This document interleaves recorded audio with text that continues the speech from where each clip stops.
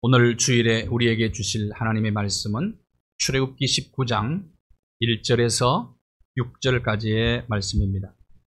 출애굽기 19장 1절에서 6절. 하나님 말씀을 다 함께 한 목소리로 봉독하겠습니다. 이스라엘 자손이 애굽 땅을 떠난 지 3개월이 되던 날 그들이 시내 광야에 이르니라.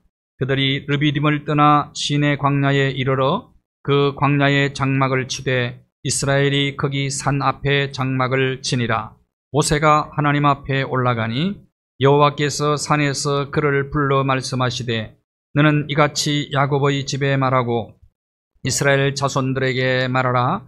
내가 애굽 사람에게 어떻게 행하였음과 내가 어떻게 독수리 날개로 너희를 업어 내게로 인도하였음을 너희가 보았느니라. 세계가 다 내게 속하였나니 너희가 내 말을 잘 듣고 내 언약을 지키면 너희는 모든 민족 중에서 내 소유가 되겠고 너희가 내게 대하여 제사장 나라가 되며 거룩한 백성이 되리라. 너는 이 말을 이스라엘 자손에게 전할지니라. 아멘. 주 없이 살 수 없네. 찬양으로 우리 하나님께 영광 올려드리겠습니다.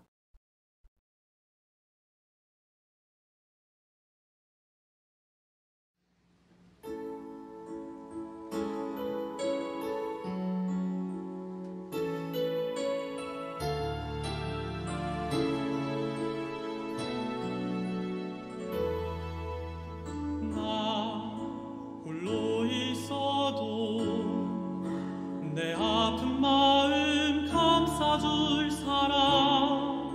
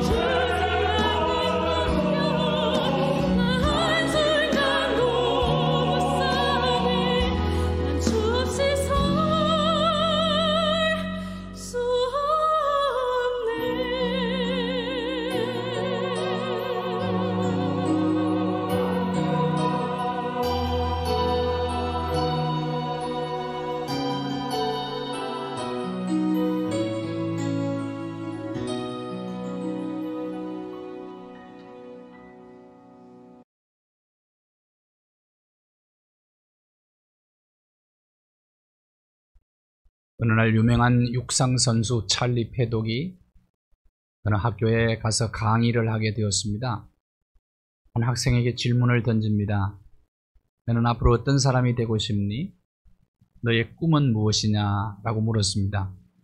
그때 아이가 제시 오웬즈라고 하는 아이였는데, 이 아이가 아저씨처럼 유명한 육상 선수가 되고 싶습니다. 찰리 패독은 그 아이에게 이렇게 대답을 했습니다. 이렇게 말을 했습니다. 꿈을 가진 것만으로는 꿈을 이룰 수는 없어. 꿈의 사다리를 올라가야 되는데, 꿈의 사다리 첫 번째 계단이 인내란다. 어려움이 있어도 잘 참아야 한다. 그리고 꿈을 이루고자 하는 두 번째 계단은 열정이 있어야 됩니다. 열정. 뜨거운 열정, 열심이 있어야 그 꿈을 이룰 수가 있다. 세 번째는 선수가 되려면, 육상 선수가 되려면 고된 훈련을 다 경험을 해야 된다.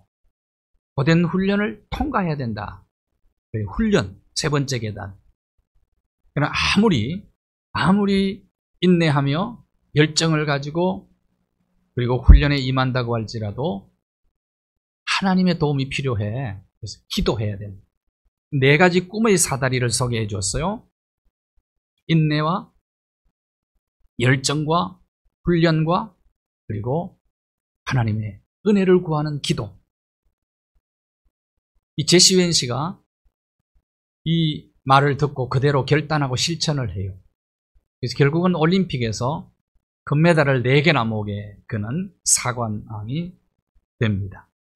꿈을 이루는 것 굉장히 중요하죠. 그러나 꿈을 이룬 것만 우리는 만족할 수가 없는 거죠. 사람이 사람답게 사는데 절대 필요 요소 3가지가 있음을 꼭 아셔야 돼요. 절대 필요 요소 3가지. 그 3가지가 삶의 의미, 안정감, 소속감이라고 말할 수가 있습니다. 삶의 의미가 굉장히 중요해요. 이 3가지를 찾으면서 우리는 꿈을 이루기 위해서 꿈의 사닥다리를 올라가야 되는데, 이 3가지가 빠지면 아무리 꿈을 이루었다고 해도 그는 행복할 수가 없습니다. 그래서 사람답게 사는 절대 필요요소 3가지. 제일 먼저 의미입니다. 존재의 의미와 삶의 의미. 결국 이건 삶의 질을 얘기하는 거거든요. 산다고 다 사는 게 아니다 이 말이에요. 살아있다고 다 사는 게 아니다 이 말이에요. 삶의 질이 굉장히 중요하다. 지금 우리는 옛날보다 물질적 풍요는 더 누리고 살아갑니다. 옛날에 비하면 엄청나게 풍성해졌어요. 그런데 행복지수는 어떨까요? 어떤 분들이 그래요. 옛날이 좋았다. 어쩌면 옛날이 더 행복했다. 가난하게 살았지만 그때가 어쩌면 좀 사람답게 살았다. 그렇게 말하는 분들이 들어있어요. 여러분은 어떻습니까? 대한민국이 군사강국, 경제강국이 됐어요. 그러나 행복지수가 대한민국 밑바닥이라는 걸 아시잖아요. 왜 이렇게 되었을까? 잘 살게 되었는데 삶의 의미를 잃어버렸기 때문입니다. 보람을 잃었기 때문입니다. 존재의 의미, 삶의 의미, 보람, 이것을 놓치면 사실은 절대로 행복할 수가 없다는 거예요.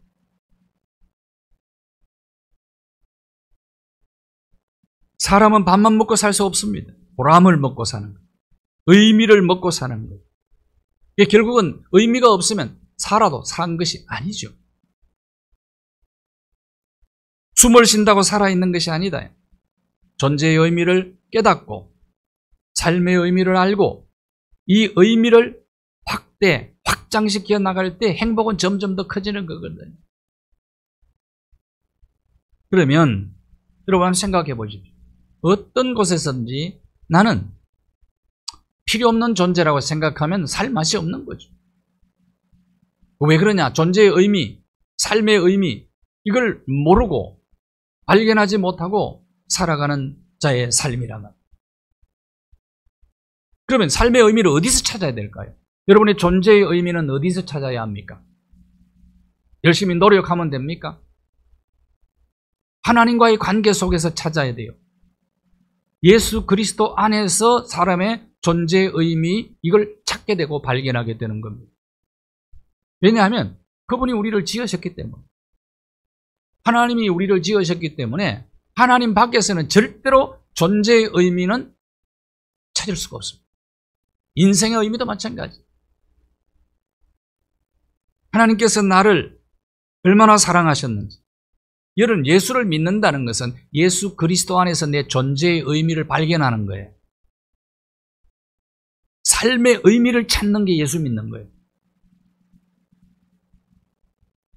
예수 그리스도 안에서 나는 어떤 존재냐는 겁니다. 예수 그리스도 안에서 내가 하고 있는 일의 의미는 어떤 의미를 지니고 있느냐는 거예요. 그리스도 밖에서, 하나님 밖에서는 절대로 이걸 찾을 수가 없는 겁니다. 하나님과 관계가 바로 되어 있으면요, 모든 사람이 다 나를 떠나도 상관이 없어요, 사실은. 이겨낼 수 있는 겁니다. 하나님이 나를 이처럼 사랑하사 독생자를 주셨어. 그 독생자 예수 그리스도께서 나를 위해서 돌아가셨어. 그러면 나는 어떤 존재라는 거예요? 존재의 의미가 거기서 나오는 거예요. 삶의 가치가 거기서 나오는 거냐. 예수 그리스도께서 나를 위해서 죽으셨다. 나는 예수 그리스도께서 나 위해서 죽으실 만큼 나는 가치 있는 존재다. 그래서 어떤 분이 예수짜리 인생이다 그랬다요. 나는 하나님의 자녀다. 나는 천국 시민권자다. 이것은 하나님 밖에서, 예수 그리스도 밖에서는 절대로 찾을 수 없는 가치요 의미인 거거든요.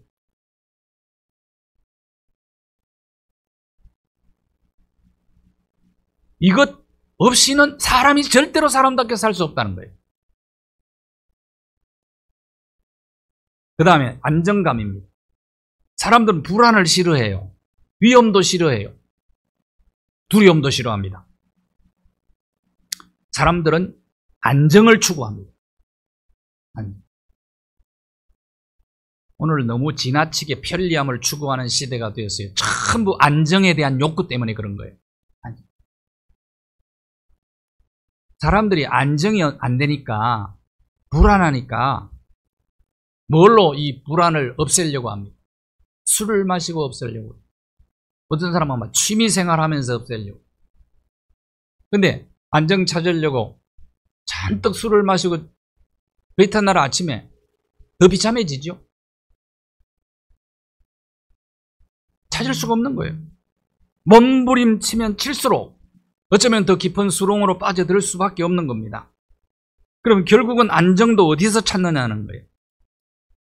하나님이 나와 함께함을 믿고, 이것을 알고, 그리고 하나님의 사랑받고 있다는 걸 알 때, 예수 그리스도 안에 있는 나를 발견하게 될 때에 그때 안정이 있어요. 두려움이 엄습해옵니다. 불안합니다. 성경은 아무것도 염려하지 말고 모든 일에 기도와 간구로 너희 구할 것을 감사함으로 하나님께 아뢰라. 그래야 하면 하나님의 평강이 너희 마음과 생각을 지켜주리라. 그럴 때 마음의 평안이 얻는 겁니다. 그러니까 성경이 말하는 안정과 평안은 전쟁 없는 상태를 얘기하는 게, 세상은 그런 세상이 없어요. 유토피아 그런 거 없습니다. 없다고요. 전쟁 속에서 누리는 평화, 하나님의 평강이 우리의 마음과 생각을 지켜야 돼. 다시 말하면 하나님과 떠나서는 마음의 안정 찾을 수 없, 영혼과 마음의 안정이 찾을 수가 없다는 거죠. 결국은 이것도 하나님과의 관계 속에서 주어지는 축복이죠. 그 다음에 세 번째가 소속감입니다. 소속감. 소속감이 없어는 인간은 고독에 시달릴 수밖에 없어요. 케르케고라는 철학자는 고독은 죽음에 이르는데 아주 무서운 병입니다. 그래서 요새 노인들의 고독사, 이게 사회 문제로 대두가 되고 있지 않습니까? 초고령화 시대에는 이것은 굉장히 큰 사회 문제입니다. 사실은. 왜 이 고독의 병에 걸리느냐 이 말이에요. 고독의 병에 걸릴 이유가 뭘까요? 소속감이 없어서 그런 거예요. 하나님께서 만들어준 두 공동체가 있는데 가정 공동체와 교회 공동체입니다. 국가라는 공동체는 왕을 달라고 해가지고 하나님께서 사실은 마지못해 허락했는데, 가정공동체, 교회공동체가 건강하게 세워지면 사회공동체는 잘 세워지게 돼 있거든요.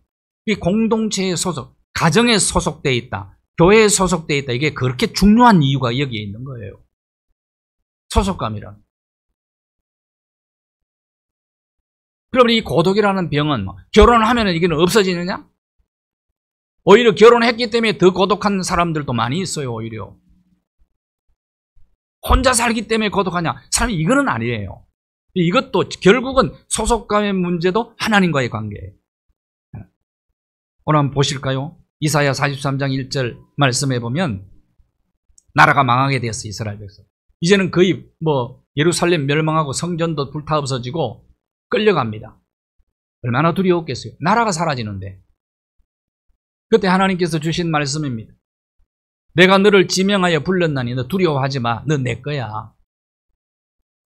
너는 내게 속한 자야.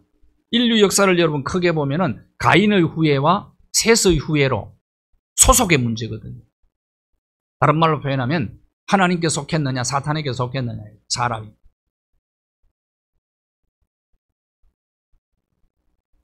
창조주 하나님께서 430년 동안 종살이하던 이스라엘 백성들을, 아브라함의 후손들을 하나님께서 출애굽시켰어요. 홍해를 건너게 하시고 기적으로.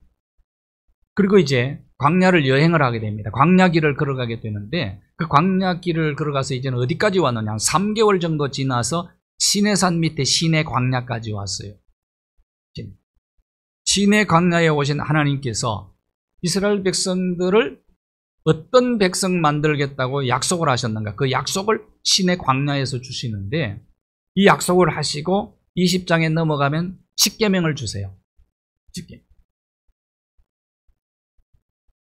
그런데 하나님께서 이스라엘 백성들을 인도하실 때 이스라엘 백성들이 원하는 길로 인도하지 않았어요.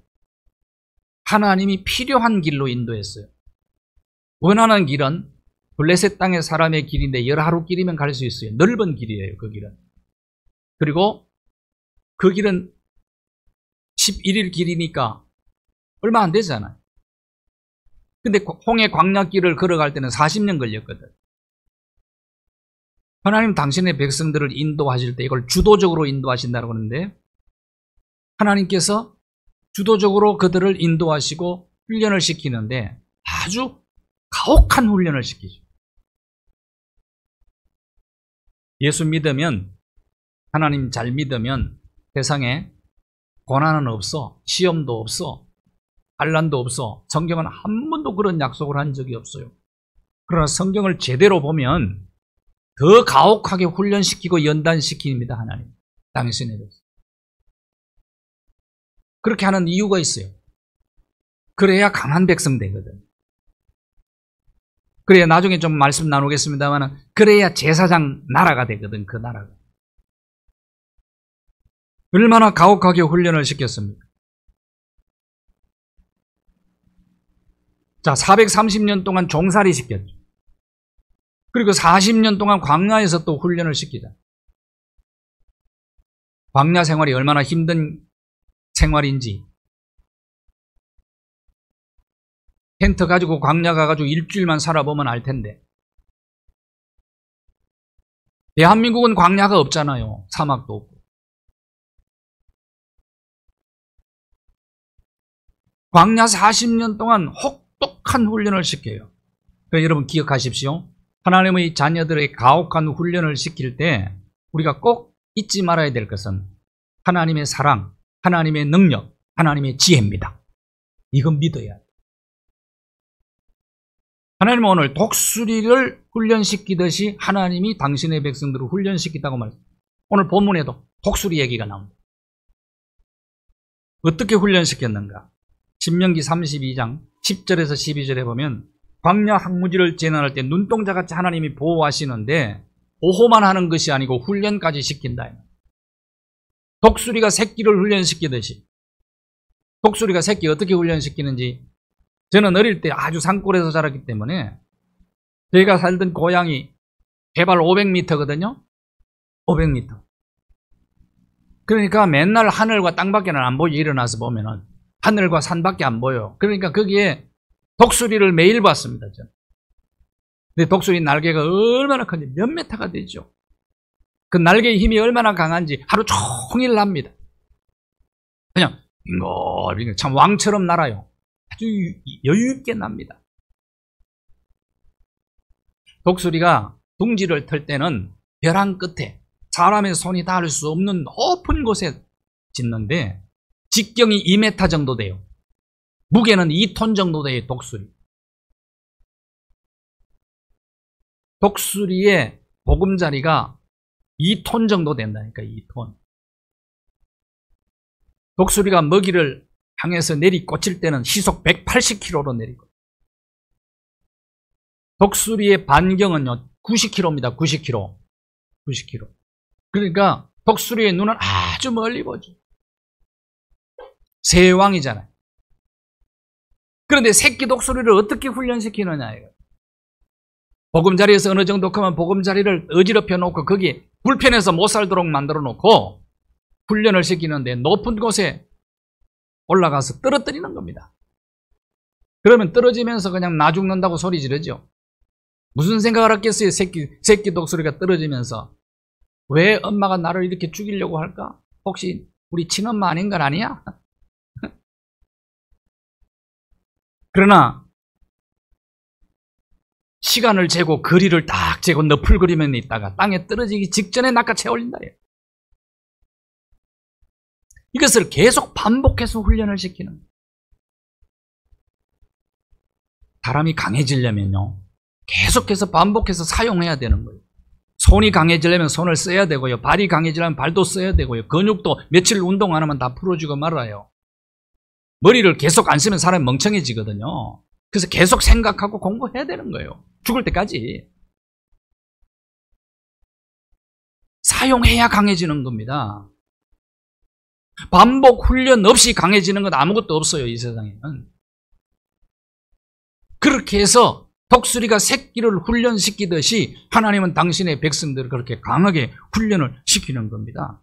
그래서 아무도 넘보지 못하는 곳에 새끼 독수리가 스스로 그 둥지를 틀 때까지, 나는 법을 알 때까지, 그 날개가 강해질 때까지 그렇게 훈련을 시키는 겁니다. 반복 훈련을 시키면서 계속 강하게 만들어가는 거예요. 요즘 아이들이 무엇이 문제입니까? 부모의 과잉보호가. 어떤 신랑이 엄마한테 전화를 해가지고 마누라한테 얻어맞았다고 울더래. 엄마가 대신 다 해준 거야, 뭐든지. 마마보이를, 마마보이.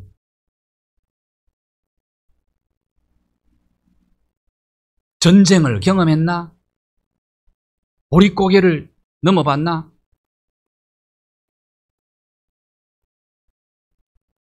배고픈 거 모르는 거예요.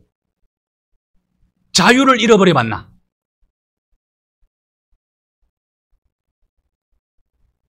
사람은요 홀로 서서 부딪혀 보면서 넘어지고 깨어지면서 일어나서 강해지고 그런 것 아닙니까? 자전거 배울 때 어떻게 배웠어요?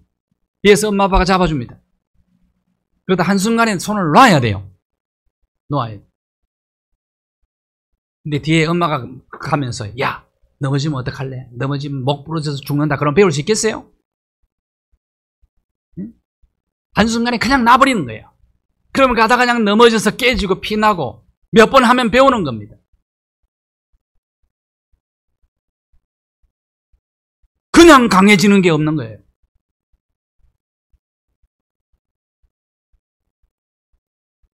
하나님은 하나님의 백성들을 인도하실 때 우리가 원하는 길로 인도하시지 않고 하나님의 길로 인도하십니다.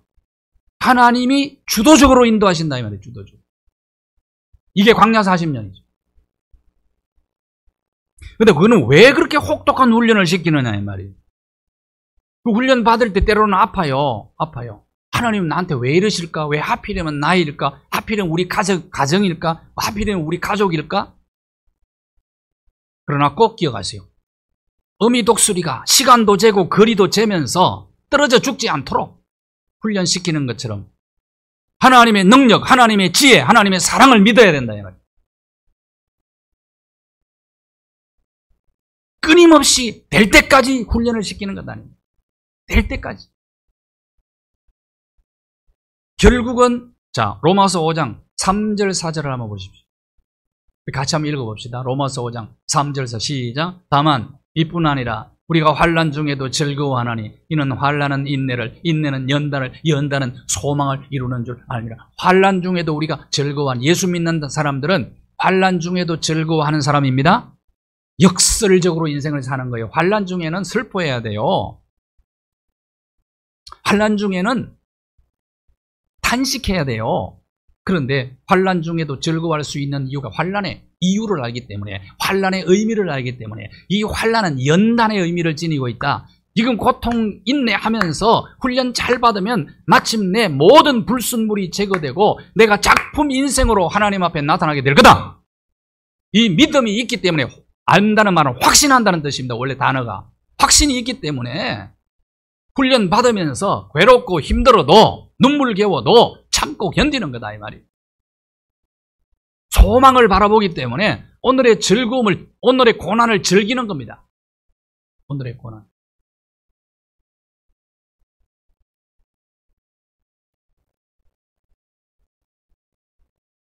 이스라엘 백성들이 전쟁을 얼마나 많이 치렀는지 몰라요. 지정학적으로도 그렇고 우리나라도 전쟁 많이 치렀죠. 자, 430년 종살이 했지. 40년 광야 생활했지.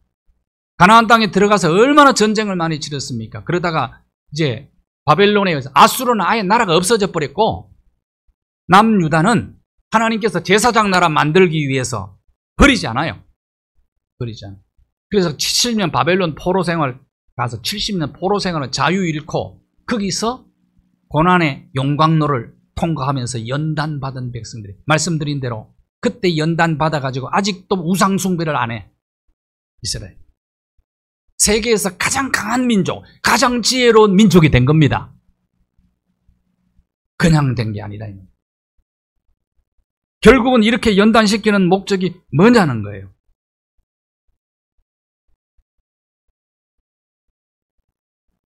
(5절) 한번 보십시오. 5절 같이 읽을까요? 여기 시내산 밑에서 십계명 주시기 전에 하나님이 이 약속을 먼저 하셨어요. 자, 같이 한번 읽고 시작. 내 언약을 지키면 모든 민족 중에 뭐가 되겠다고요? 내 소유, 소속의 문제를 다루고 있잖아요. 너는 내 거야. 내가 내 소유. 넌 내 거야. 너는 내게 속해서 그렇기 때문에 버리지 않는다는 거야.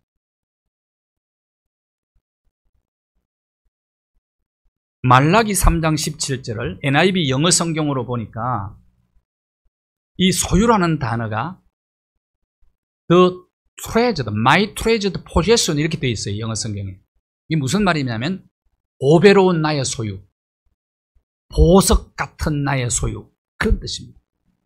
말라기 우리말 성경을 한번 보세요.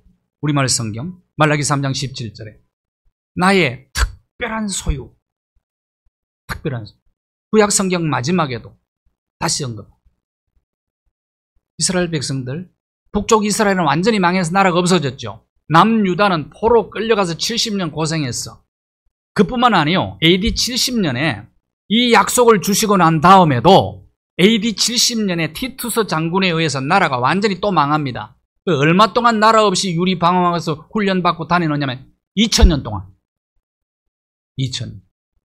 그래서 지금 이스라엘이 가장 강한 나라가 된 거예요. 지혜로운 나라. 결국은 그 나라를 하나님은 뭐 삼으시겠다고? 자, 여기 중요한 단어가 소유라는 단어인데 secular라는 단어예요. secular라는 단어가 이 말이 히브리어인데 보배라는 뜻이에요. 보물이라는 뜻이에요. 특별한 보물이야 너는 나의. 자식을 아버지가 아끼는 것처럼 내가 너희를 나의 특별한 보물이기 때문에 내가 너희들을 아끼는 거야.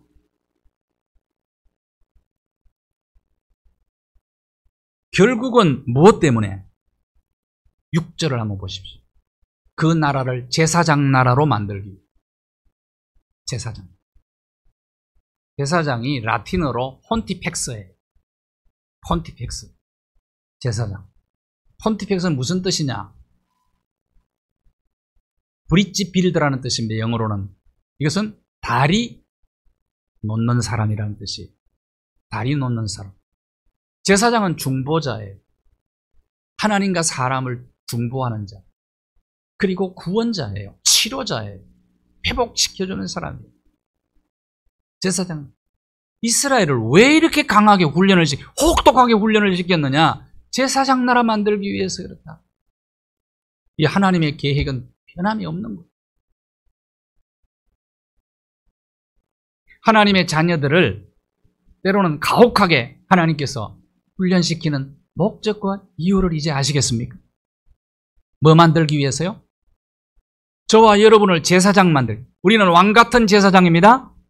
이런 제사장을 만들어서 하나님께서 우리로 하여금 다리 놓는 사람 되게 하려고, 중보자 되게 하려고, 다시 말하면 다른 말로 보면 우리가 사용하는 축복의 통로 만들기 위해서예요. 이스라엘을 강한 제사장 나라 만든 것은 모든 나라의 축복의 통로 되게 하기 위해서, 그 제사장 나라에서 인류의 구세주 예수 그리스도께서 탄생하신 겁니다. 제사장의 본체는 예수님 아닙니까? 십자가 다리로 하늘과 땅을 연결하고 죄인과 하나님을 연결시켜주고 이방인과 유대인을 연결시켜 주신 예수 그리스도.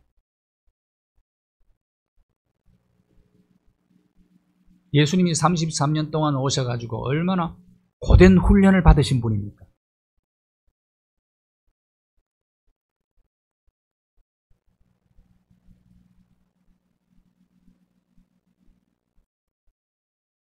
제사장 나라란 말은 모든 민족과 나라를 대표하는 나라라는 뜻.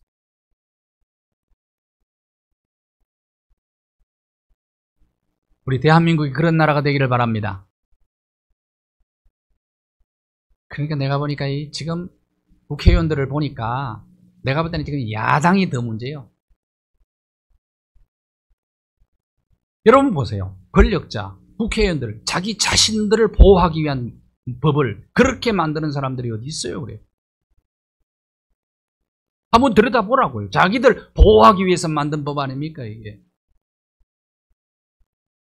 공직자와 선거에 대한 거는 싹 빼버렸잖아요. 믿을 수가 없어요. 윤 당선인의 주변의 측근 인물들이 아주 문제가 많아요, 지금.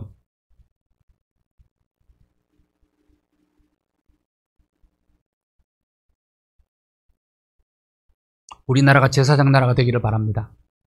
유명한 미래학자가 그래, 미국의 하버드 대학 유명한 미래학자가 정말 한국이요 통일이 돼가지고 잘하면 G2 된대요. 이럴 때는 아멘 하십시오. G2까지 된대요. 왜? 지금 선교 G2거든 우리나라가. 미국이 1등이에요. 우리나라 2등이에요. 역사를 보면 선교를 주도했던 나라가 세계를 주도했어요. 저와 여러분도 제사장 되기를 바라요. 우리가 제사장 사명 감당해야 돼요.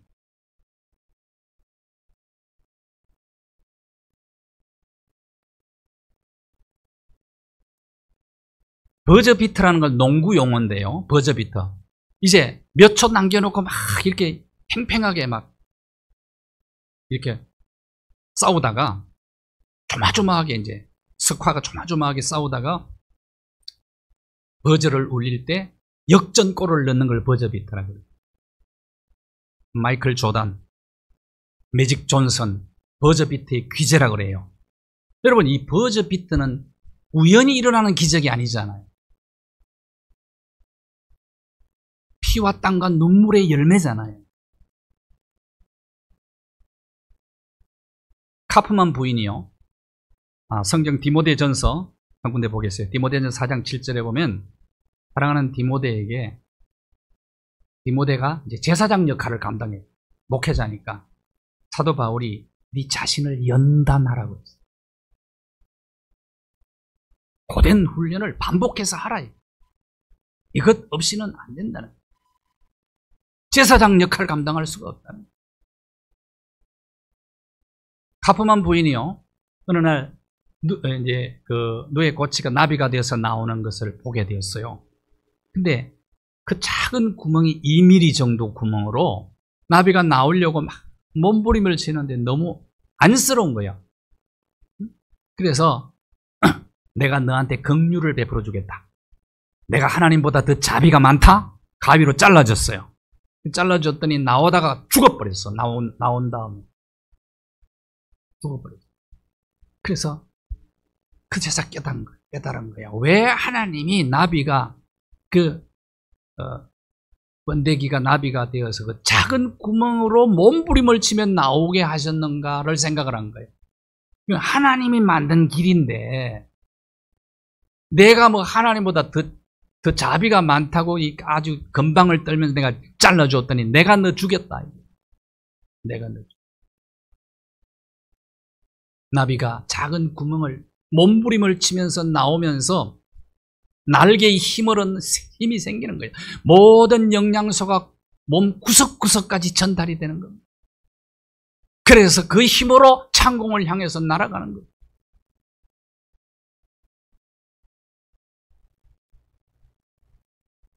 때로는 힘들고 어려울 때가 있죠. 훈련은. 그럼에도 불구하고 하나님의 사랑, 하나님의 지혜, 능력을 믿고 잘 인내하고 연단의 과정을 잘 통과하면 하나님께서 귀하게 쓰이는 저와 여러분이 제사장이 될 것이고 이 나라도 제사장 나라가 될 것입니다. 하나님 아버지, 어렵고 힘들 때 때로는 하나님 앞에 부르짖어 항의할 때도 있고 하나님 앞에 불평과 불만을 토해낼 때도 있지만 그러나 분명히 하나님의 지혜와 하나님의 능력과 하나님의 사랑을 믿기에 어떤 어려움과 역경과 환난과 연단이라도 잘 참고 견디어 이 훈련의 과정을 잘 통과하여 이 땅의 모든 하나님의 자녀들이 제사장 되게 하여 주시고 이 땅의 모든 교회들이 빛과 소금의 사명을 감당하고 특별히 이 나라가 제사장 나라가 되게 하여 주시옵소서. 예수 그리스도의 이름으로 기도하옵나이다. 아멘.